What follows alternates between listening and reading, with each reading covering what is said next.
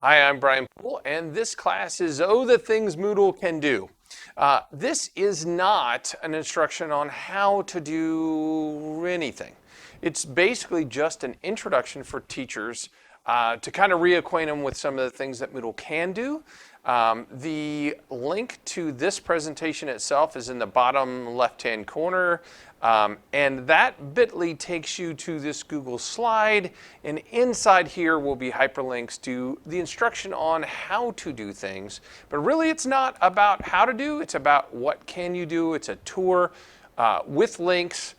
And I'm going to bring up one more thing that remember that I'm available on tech days for one-to-one. So if there's anything you see on here that you're like, oh, I wish I did that in my class, but I don't know how to, please schedule time with me and I will come down to your classroom and work on it with you one-on-one. So the first thing I want to talk about is how Moodle can serve as a guide to your class. And there's a note down here that says course maps, lesson plans, objectives, both course and lesson objectives can be on there. If you're not using Moodle on a daily basis to help support your instruction, you may be missing out on something that could help you out an awful lot. So what does that mean? First of all, it can serve as a great roadmap for students on where they've been, where they're going, and what you plan on teaching them in the class.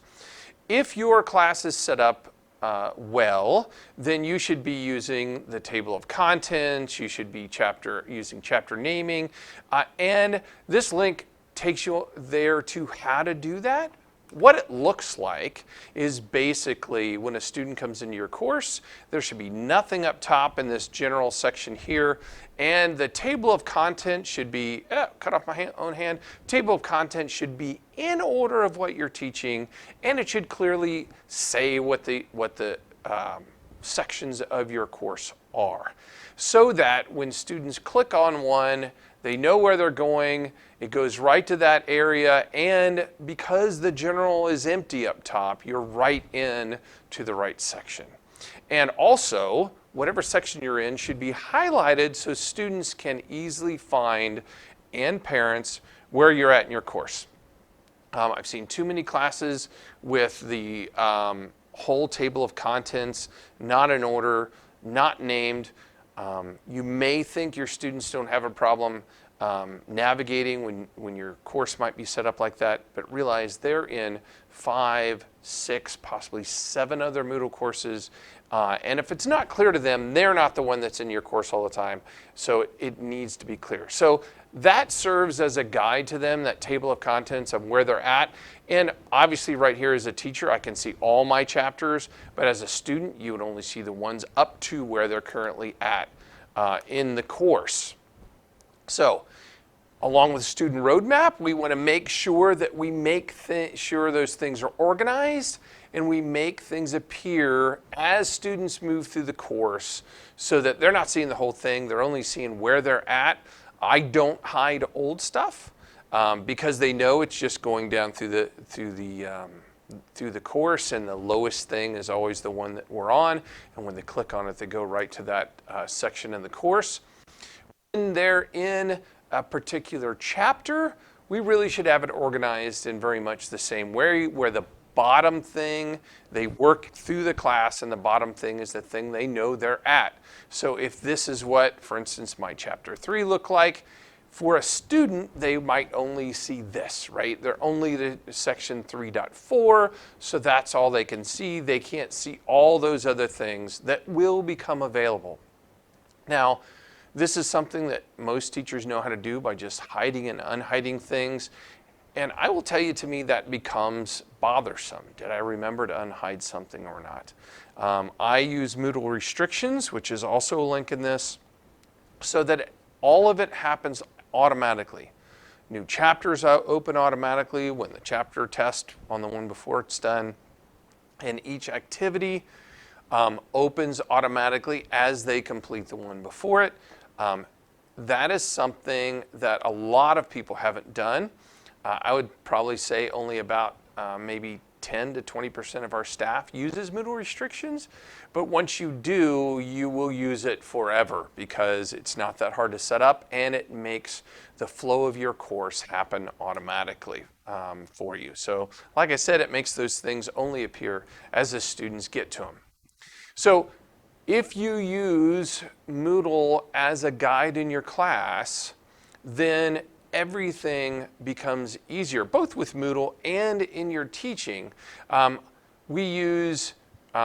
can use pages or activities to also hold, and there's a little note down here, hold your lesson plans. Every objective I've got in my course is on Moodle. I know what I'm teaching next by just looking at Moodle, and the objectives are on there. The students can see those objectives at the beginning of a chapter, so they know by going into the icons that we're going to work through these items throughout this chapter.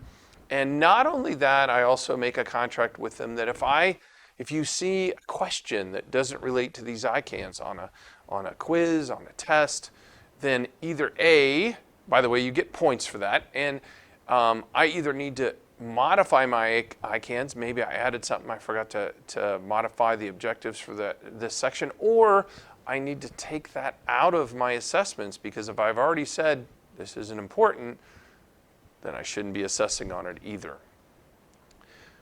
Second thing Moodle can do for you is it can differentiate learning. And this is one of the best, most powerful things. And this also goes back to Moodle restrictions.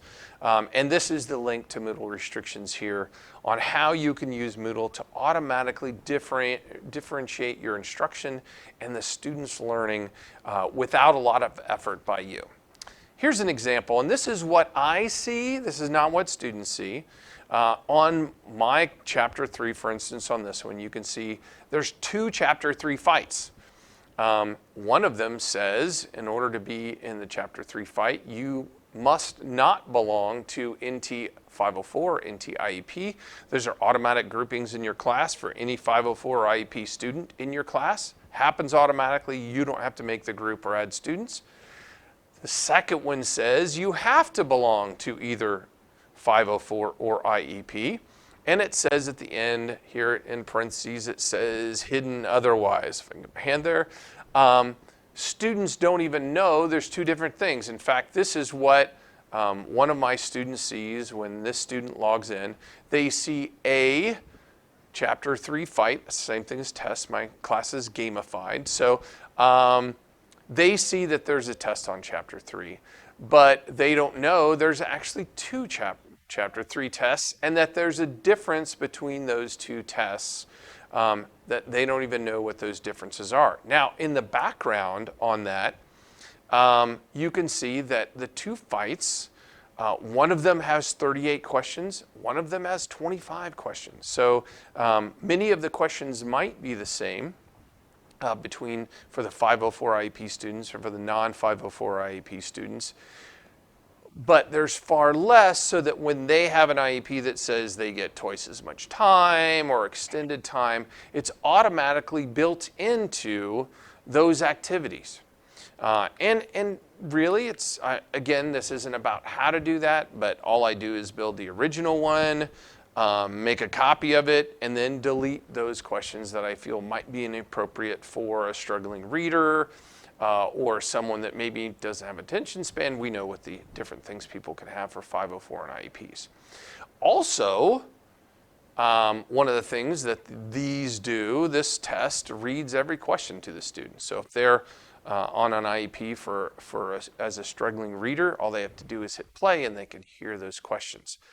Something that you can't do on a paper test at all. You can't do those things. You can't differentiate like that in Google Classroom or any of the other things that you might have available to you as easily as it is in Moodle. Now, these things that I'm going over today aren't hard, but they're also not necessarily intuitive. If you don't ever watch the videos, if you don't ever meet with me one-on-one to learn how to do those things, it's not that you can't do it on your own, because you can. There's links, there's YouTubes everywhere on how to do these things, but they're not necessarily intuitive. On the student side, they certainly are. And it's important to remember that this is not set up to be necessarily super duper easy on our side. The intent is that it's super easy on their side, and it becomes an easy experience for the students. So that's one of the things that Moodle can do as far as differentiated learning. There's all kinds of restrictions, and in fact, I'm standing in front of some of them. This is half the list. You can restrict things based on things they've done, dates, what kind of grades they have in the class. The one I just showed you is based on grouping, whether they're a member of the 504 IP groups. Moodle restrictions do a ton of things. In fact, every single block, item, activity in my course has a restriction on it so that everything happens automatically throughout the year. I'm also going to say it didn't happen the first year I've done it. I want to point out my Moodle class has been in evolution since 2005 when we first brought Moodle to National Trail. That's a long time of evolutions. It doesn't look anything like what it is. In fact, at least twice during my time, I've deleted my course and started all over again. But I'm relatively happy with where it is right now. We've talked about this extensively throughout the pandemic, that Moodle can provide that anytime, any place access to your teaching. And there's a link down here to, pointing the wrong way, to classes that we've done in the past on how to record classes and post those classes in the YouTube. How we use them is totally up to you as an instructor. You can post those things in your Moodle calendar as you teach classes and don't do anything with them whatsoever. Just record them, post them. Students that miss class can still get your instruction, or need remedial can still get your instruction. We can embed them into any pages, any activities in Moodle. This in particular one is a short cycle assessment that has the instruction in there, as well as the assessment built into one item. And we can build them into things like Moodle books, where we can organize all of the written and recorded and video items in our class all in one place, so it's easy for students to find and access in a logical way for them. So Moodle provides that anytime, any place access to your classroom. It provides a way to do short cycle assessments using the Moodle quiz module. The quiz module is fantastic. It lets you build a huge repository of questions that you can modify and use over and over again in different activities. And whether it's short cycle, whether it's summative, whether it's formative, the Moodle quiz module becomes fantastic. It's got tons of kinds of questions that are accessible to you for any kind of course. This is one that if you have questions, again, feel free to come and meet me, and we can have a whole time set up to go over some of these things. I teach using those same short cycle assessments straight out of my Moodle class. So every single lesson plan I have is built right into my Moodle class, and it's a short cycle assessment. So as I go through my class, I know that's what I'm teaching next. My students can't see the rest of this at all. And after I've taught it, they do a short cycle assessment, and we use that short cycle assessment to determine whether we should move on to the next thing or whether I need to review anything before I go.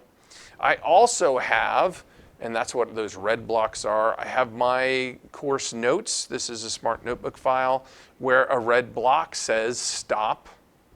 That's where the assessment happens, and that's where I do a class activity to make sure I don't go past a 15-minute time limit before I stop instruction. And that's one of those things that's integrated between my traditional instruction and using Moodle on an ongoing basis as I'm teaching my class. I immediately get all kinds of feedback, not just on how we did today, but also how we did as I retaught things and went back over it. Those Moodle short cycle assessments, I can't talk enough on how that is beneficial to your students, and more importantly to you, to be able to modify your instruction, to go back and talk about something again before we press on further in our class. So Moodle short cycle assessments, fantastic thing to allow us to work on how we're teaching, and what we need to review before moving forward in any one given class. Moodle provides us tons of class activities. We know from all of our PD that we've done in the past that we shouldn't teach for more than 15 minutes without stopping and doing an activity. Past 15 minutes and the amount that a student retains sharply degrades to the point where past 20 minutes, they're remembering nothing that we talked about at all. So how do we break up our instruction throughout our course of our period in a way that we have activities built in? And Moodle has tons of activities available to us. There's even more than this. I don't have them all open. These are the ones that individual staff members have used throughout the year and wanted to continue to use. I don't use them all. You don't need to know all and every activity. In fact, of all those activities available, those are the only 4 I use in my class. That's it. There are no other Moodle activities in my class whatsoever other than assignments, choices, feedbacks, and quizzes. All the other ones I don't use. I know some of these a lot of other people do use. I don't. You don't have to be a master of everything. You have to figure out what things work for you. Now, obviously, everyone's going to use assignments, and most likely everyone's going to use quizzes. But past that, what are the things that work well in your class to augment your learning, to give you breaks in your instruction, to get you that activity that students do that applies what you did? And it doesn't have to be in Moodle either, right? We can stop teaching and make the activity be our hands-on stuff, a worksheet, whatever. That we do in our class. So I do want to point out that even though there's tons of activities, you don't have to use them all. You don't have to master them all. One in particular I really like is the lesson. I never have become a really good master of Moodle lessons. There are other people in the district that have definitely become masters of how to build and use the lesson module in Moodle.